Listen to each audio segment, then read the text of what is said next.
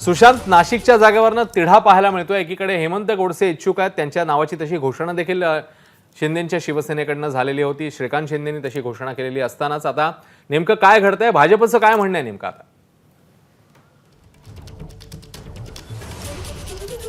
नक्कीच आपण जर बघितलं असेल अश्विन, तर मागील 3 दिवसापासून ज्या लोकसभा मतदारसंघात महायुतीमध्ये पेच निर्माण झालेला आहे, त्या लोकसभा मतदारसंघाची जागा जी आहे तो पेच सोडवण्याचा प्रयत्न देवेंद्र फडणवीस यांच्या सागर या निवासस्थानी होत आहे।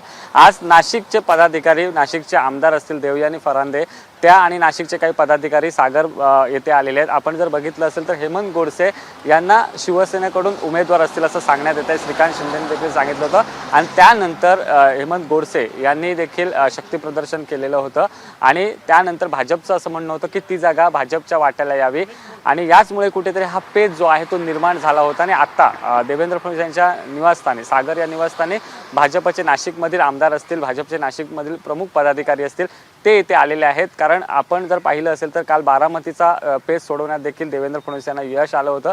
त्यानंतर आज नाशिकचे पदाधिकारी भाजपचे भेटलेले आहेत। आता नेमकं देवेंद्र फडणवीस त्यांच्याशी काय बोलतात हे देखील पाहणं तितकंच महत्त्वाचं ठरणार। अश्विन, जर बघितलं असेल तर महाराष्ट्रात भाजपनं मिशन 45+ टार्गेट ठेवलेलं आहे आणि हे जर लक्ष्य पूर्ण करायचं असेल तर प्रत्येक लोकसभा मतदारसंघातील वाद जे आहेत ते मिटवावे लागतील आणि त्याचेच प्रयत्न देवेंद्र फडणवीस यांच्या सागर या निवासस्थानी होताना आपल्याला पाहायला मिळतात। अश्विन, सुशांत, धन्यवाद या सगळ्या सविस्तर माहितीबद्दल।